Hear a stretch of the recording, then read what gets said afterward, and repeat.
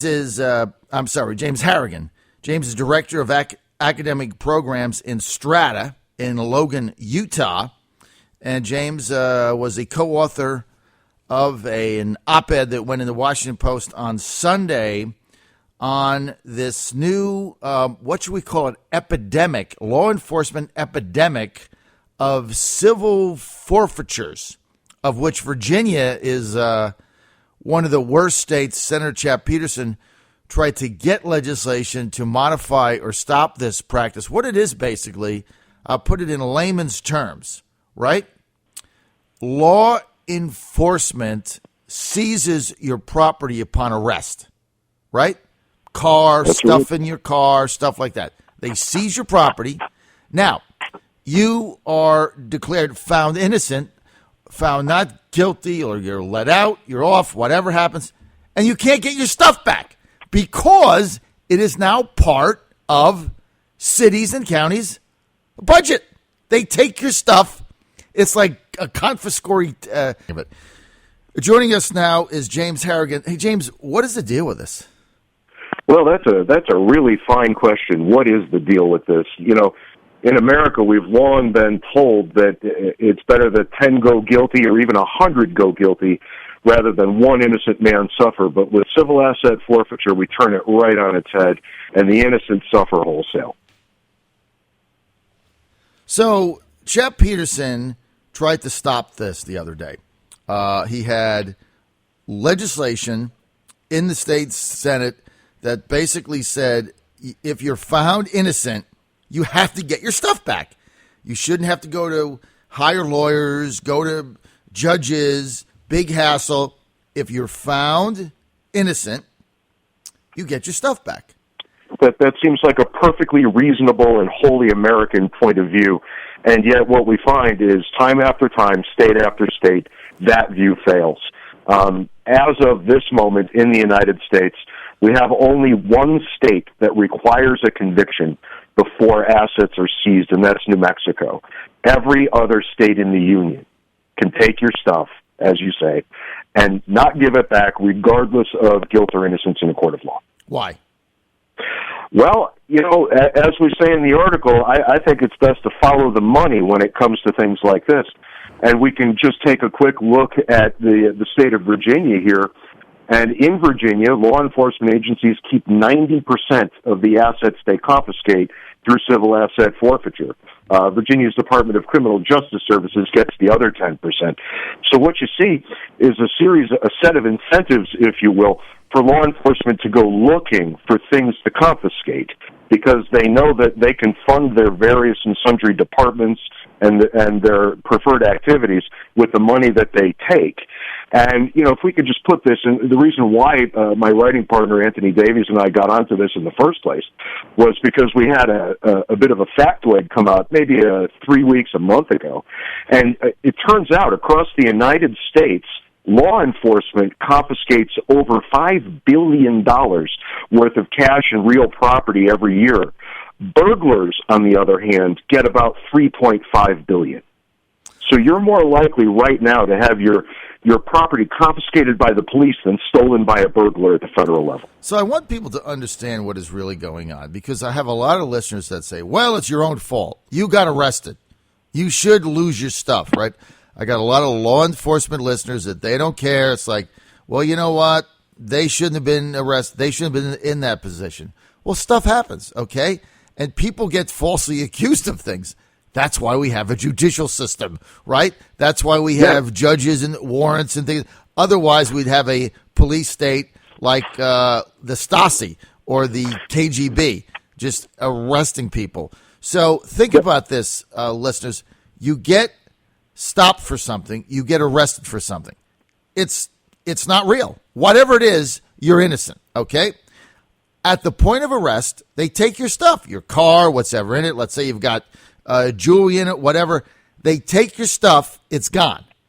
You go to court, you get acquitted. You're innocent. You can't get your stuff back.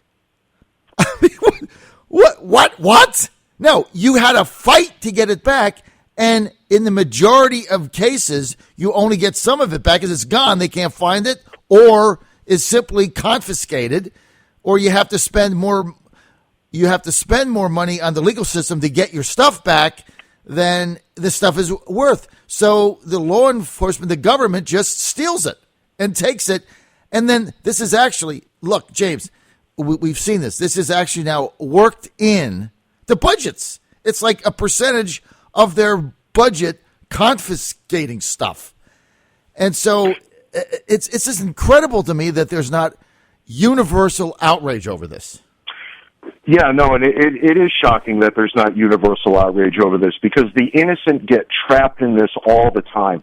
And the real fly in the ointment for the innocent people who get stuck in this god-awful set of circumstances is you nailed it right on the head. It's more expensive for them to get into court, hire a lawyer, pay the court fees, and fight to get their property back than their property was worth in the first place in many cases.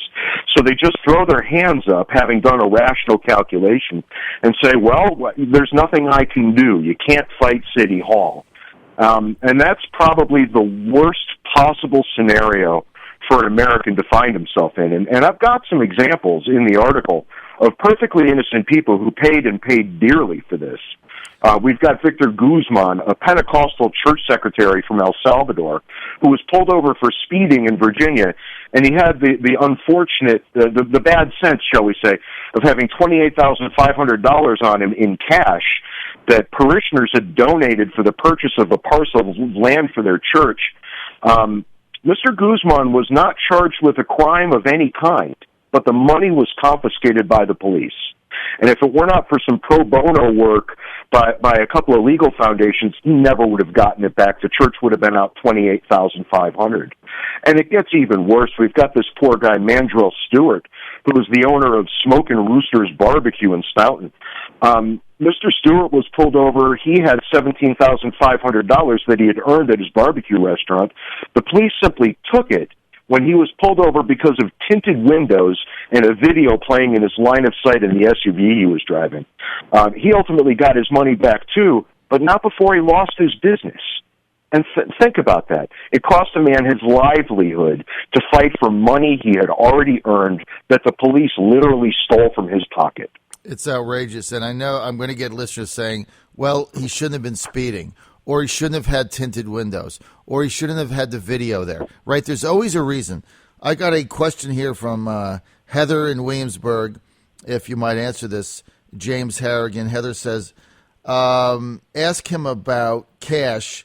You can be stopped in your car and asked if you're carrying a significant amount of cash, and they take it saying that they're suspected of drug activity. Oftentimes, they'll make you sign a statement that says something. In fact, they don't even arrest, but they're keeping the cash. So I think you've already answered that question. So, I mean, if I happen to have $20,000 on me for whatever reason, I mean, it's my business, right? It doesn't matter if I have cash, all right?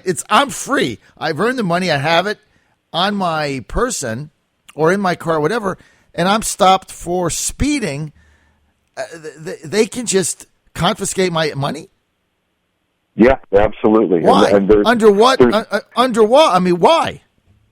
Well, I mean, this goes all the way back to early times in the Republic. There was a law in 1789 that would have the government taking ships for customs violations. This, in 1978, turns into a law to permit forfeiture of money used in or acquired from, and here's the kicker, the illegal drug trade. So we're on the war on drugs again. And then further, Congress authorized the forfeiture of real property in 1984 at the height of the war on drugs. So the common assumption is if you have a lot of money in your pocket, that's drug money, because that's the only reason, according to law enforcement, why a man might have a lot of money in his pocket. And law enforcement operates here with the consent and blessing of the United States Congress, who made this all possible.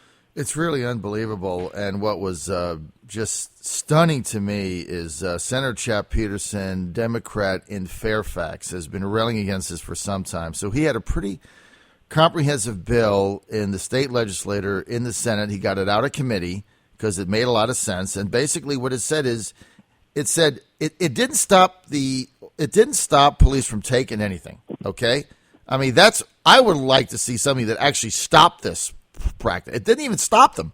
All it said is, if you're innocent, you have to get everything back, and it doesn't cost you anything, but you file a piece of paper.